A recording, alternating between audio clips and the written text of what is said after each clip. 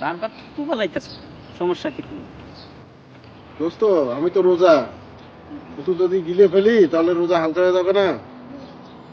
দোস্ত, বারবার থুতু গিলে ফেললে অথবা ডোব গিললে এতে রোজার কোনো ক্ষতি হয় না, রোজা ভাঙবেও না, ক্ষতিও হবে না।